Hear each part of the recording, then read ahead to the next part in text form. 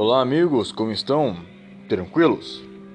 Aqui quem vos fala é o Sr. Red e estamos aqui para mais uma análise, certo? Hoje a análise ela não será relacionada a um print, a um vídeo em questão, mas eu vou estar fazendo uma reflexão com vocês relacionado ao seriado Two and a Half Men. Acredito que a maior parte de vocês, por já estarmos inseridos neste contexto Red Pill, neste contexto MGTOW, talvez já conheça esse seriado, Dois Homens e Meio, na tradução, certo? Então eu vou estar dando as minhas considerações. Eu já assisti esse seriado pelo menos umas 3 para 4 vezes, e eu estava revendo de novo e realmente tirando novas conclusões acerca de todos os assuntos, tá? E é bem provável que tenha outros posts relacionados a isso que eu vá fazer lá para a página Red Pill Journals, e caso queiram, talvez um outro vídeo ou um outro podcast, tá bom? Mas este vídeo aqui em questão, este podcast aqui em questão, que vai estar saindo aqui no Spotify e também no YouTube, certo? Vai ser sobre o declínio, certo, de Charlie Harper. Então vamos lá, para aqueles que não estão familiarizados, Two and a Half Men é um seriado, tá bom? De TV americano, que é composto por 3 personagens principais e outros antagonistas, não tão importantes assim para a nossa reflexão. Então iremos nos atentar apenas na relação entre o Charlie Harper e o seu irmão, Alan Harper.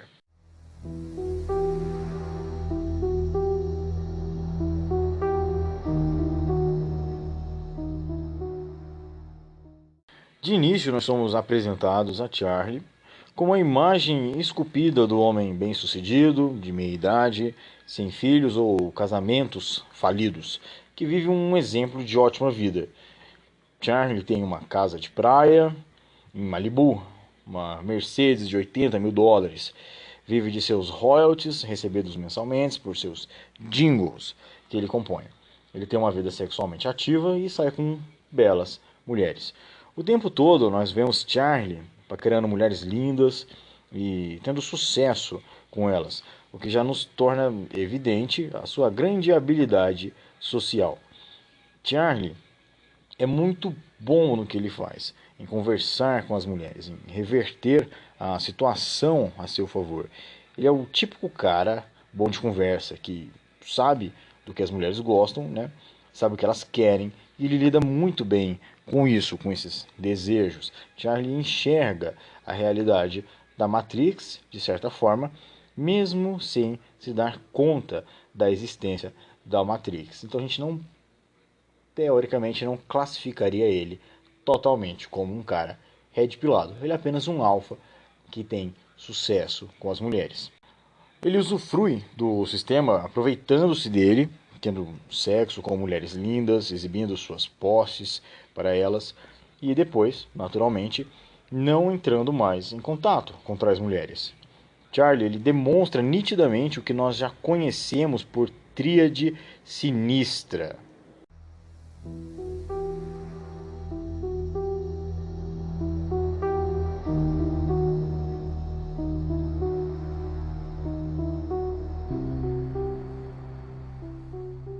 O comportamento narcisista, egocêntrico e infiel que emana naturalmente de Charlie, somado à boa aparência, o sucesso financeiro, sua boa fala, sua boa comunicação, tornam ele um legítimo alfa, entre aspas. Embora tenha tudo isso, como havíamos dito sobre também a tríade sinistra, Charlie ele se preocupa apenas consigo mesmo, ou seja, ele é narcisista. Inúmeras vezes é demonstrado que ele tem uma certa infantilidade absurda em relação ao seu narcisismo, né? Quando Charlie demonstra que, para ele, o mundo gira ao redor de si próprio. E isso cria uma atmosfera muito tensa, que diversas vezes, que possa parecer engraçado, na teoria, na vida real, é uma característica muito rude e nada recomendada. Constantemente, Charlie manipula essas mulheres, as engana, ele as condiciona para que elas façam o que ele quer para ele, entendeu? Para seu bel prazer, por assim dizer, e com muita maestria e muita frieza. O Charlie, ele não acredita no amor como uma forma de expressão romântica entre duas pessoas. Seu passado de abusos na infância criou uma espécie de tela impermeável e impenetrável de traumas, desapontamentos familiares que repercutiu em diversos transtornos psicológicos na fase adulta. Ou seja, Charlie é quebrado. E aí chegamos ao cerne da questão. O quão danificado é o cérebro de Charlie que o torna mais atraente às mulheres por sua complexidade e características extremas, aonde ele é capaz de gerar emoções fortes nas mulheres com seu comportamento doentio e insensível. Por outro lado, seu irmão, Alan Harper, com o mesmo passado sombrio de Charlie, Alan é o irmão mais novo e que sofreu o dobro de abusos de Charlie, pois o que o Charlie sofria quando era abusado, ele absorvia dos relacionamentos falidos de sua mãe, né? E seus abusos constantes, Charlie acabava descontando em seu irmão como uma forma de entretenimento maldoso particular, chegando a roubar coisas e atribuir a ele a culpa, a humilhá-lo, dissuadi-lo a cometer atos impensáveis e a passar por tantas outras humilhações. A infância de Alan, ela não foi fácil. Nunca teve sorte com as mulheres, diferentemente de Charlie.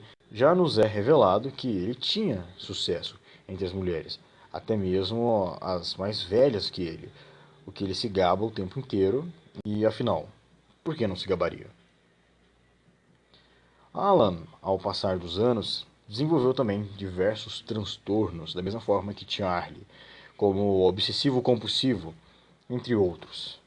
Ele se tornou um adulto ressentido e com um complexo de inferioridade, sempre buscando a aprovação das mulheres. E quando ele não as obtinha, ele sempre pedia desculpas, acenava e lhes dava sorrisos falsos e uma expressão de vergonha. Alan é a face da desgraça masculina, do estrogênio acumulado, do fracasso com as mulheres. Ou seja, Alan é o beta blue pill dessa história.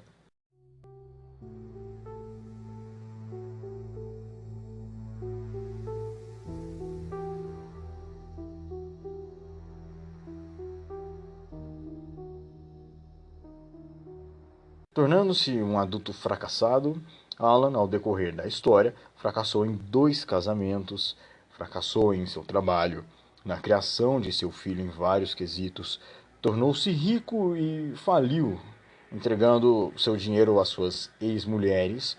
Alan exemplificou o papel do beta, Blue Pill, que teve algumas poucas oportunidades, mas fracassou em todas elas. Alan teve diversas segundas chances, mas nunca soube aproveitá-las por causa da sua personalidade insípida e seus traumas. Alan é o exemplo de homem que recebe a dádiva do fogo agraciado pelos deuses e não sabe utilizá-lo e se queima. Em sua fase adulta, Alan casou-se com a primeira mulher que lhe deu migalhas de atenção, e sob o pretexto falacioso de amor verdadeiro hollywoodiano tosco, que é vendido em porções absurdas de romantismo nos cinemas, Alan foi enganado. Ele foi vítima. Embora ambos os irmãos sejam vítimas de uma mesma criação abusiva, abdicados do amor maternal e fraterno, a presença masculina em casa era inexistente, a não ser, obviamente, dos vários amantes que a mãe deles teve.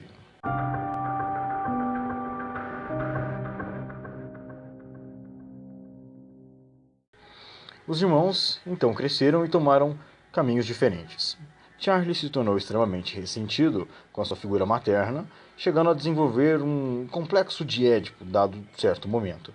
enquanto Alan se ressentiu e trancou-se numa bolha masoquista de menosprezo a si mesmo. Ambos os irmãos colocaram a vulva em um pedestal, mas somente um deles tirou proveito do quadro todo, de certa forma. Queda de Charlie. Durante toda a série enxergamos Charlie diariamente seguindo seus instintos e desenvolvendo seus laços com suas pessoas mais próximas. Seu irmão Alan, seu sobrinho Jake, sua empregada Berta, sua ex-ficante e, por assim dizer, amiga Rose, e a sua mãe, o Diabo Pintado na série, cujo nome eu não me lembro, e quem se importa, afinal? Durante o percurso da trama, ambos os irmãos se envolvem em diversas questões que geram muita discussão para nós, dando-nos uma base muito boa para debate sobre o caminho masculino, ou talvez como alguns gostam de chamar, o MGTOW, Men Going Their Own Way. Charlie sai vitorioso na maioria dos casos, enquanto seu irmão sofre quase que diariamente por causa do peso Blue Pill que ele carrega por ser um homem fracassado financeiramente, por ele ser um homem fracassado, né, como esposo e por ele ter sido fracassado como pai profissional e várias vezes como amante. Enquanto Charlie tenta, por certa forma, doutrinar o seu irmão em lições da vida Red Pill, na medida que Charlie tinha a noção da Red Pill ao seu ver, seu irmão, ao mesmo tempo, recusava as investidas de Charlie, alegando que sua existência era sem valor, vazia e medíocre, embora ele destilasse uma inveja muito profunda da vida que Charlie levava. Uma vida regrada a álcool, mulheres bonitas e noites em claro. Era a vida que Charlie conduzia, e ele a conduzia muito bem. Ao mesmo passo que Charlie tentava mudar Alan para lhe abrir os olhos, Alan de certa forma fazia o mesmo com Charlie, mostrando-lhe a realidade nua e crua da vida e seus fracassos acumulados de uma vida Blue Pill beta, imputando a ele a visão romântica das coisas, aonde o amor é a primazia que deve conduzir as relações, nossas relações, e que devemos nos pautar sobre uma visão respeitosa e coerente que o amor nos entrega. Bobagem, eu vos digo. Todas as vezes que Charlie se entregou ao amor, ele falhou. Talvez por sua própria insegurança e inexperiência com o sentimento, ou talvez pela própria Red Pill velada de que o amor é uma grande farsa.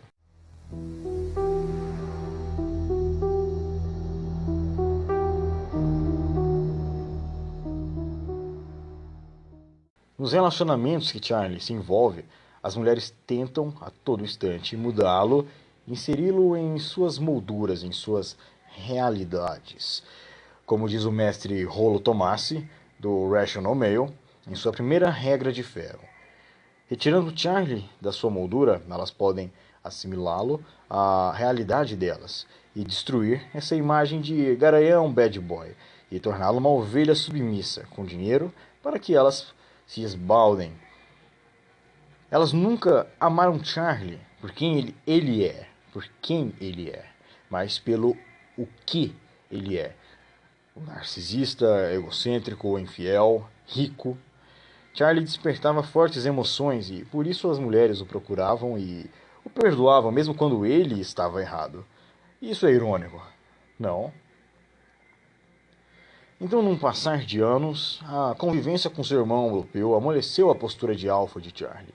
Charlie, que era visto como um homem decidido, forte, determinado, o que foi inclusive elogiado até mesmo por sua empregada, como uma característica marcante em homens que construíram o país, como diz ela, homens que não desistiam, em suas palavras.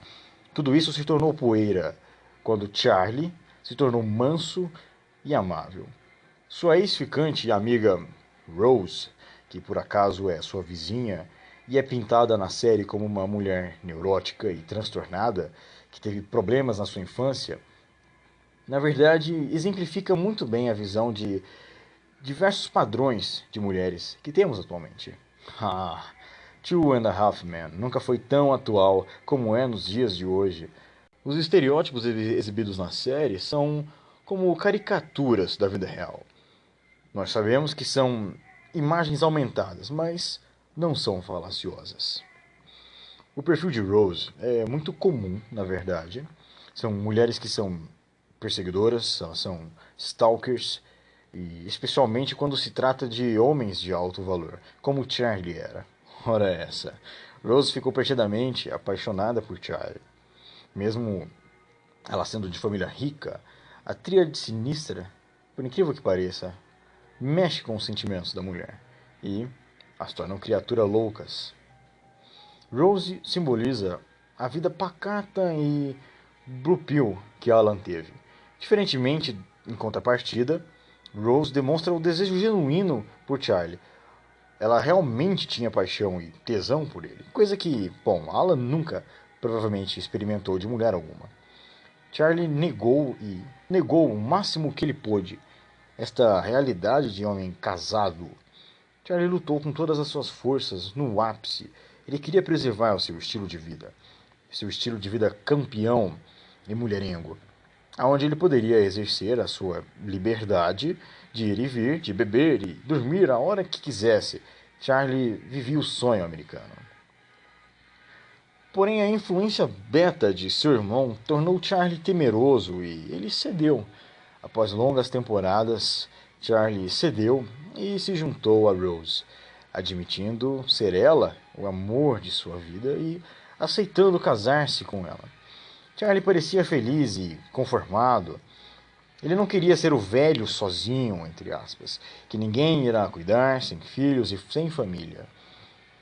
Uma imagem que seu irmão assimilou em sua cabeça.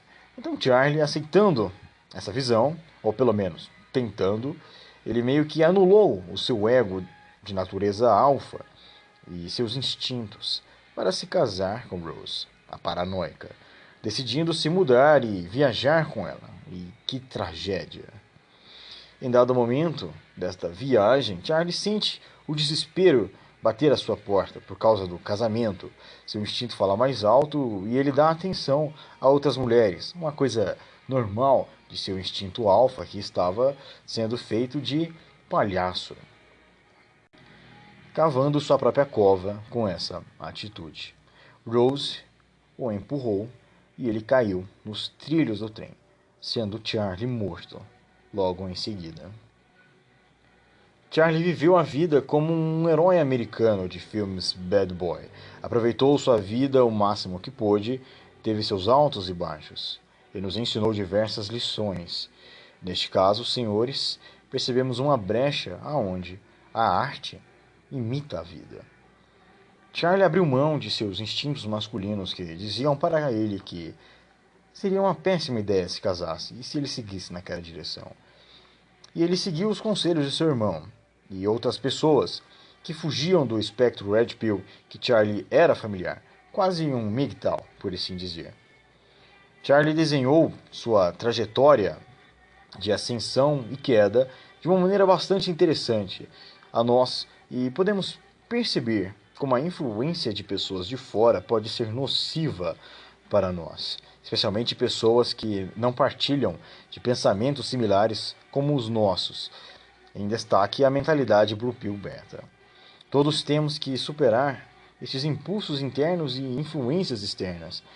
E eu não estou dizendo a você, meu amigo, que não deva se casar ou que não deva se relacionar, mas que não se deixe ser influenciado por pessoa alguma que seja de forma contrária a você, e que principalmente por algo que vá contra as suas crenças e convicções. Talvez hajam sim influências positivas no mundo lá fora, mas devemos ter a consciência e a capacidade de julgá-las conforme a nossa realidade e o nosso estilo de vida. Se você é como Charlie e não quer se casar, quer ser livre, então não deixe que mudem você. Não deixe que tentem lhe tirar a sua escolha. Caso, pelo contrário, você queira se casar, não deixe que os outros mudem a sua forma de pensar. Da mesma forma, mas esteja ciente que, em cada caso, as suas escolhas implicam em certos resultados. Cavalheiros, muito obrigado pela sua atenção. Se você assistiu até o final, deixe um comentário e compartilhe este programa, estas reflexões, com algum outro amigo que goste do seriado ou que ainda não conheça a nossa página, certo? Sejam espertos, fiquem seguros e muito obrigado, meus amigos.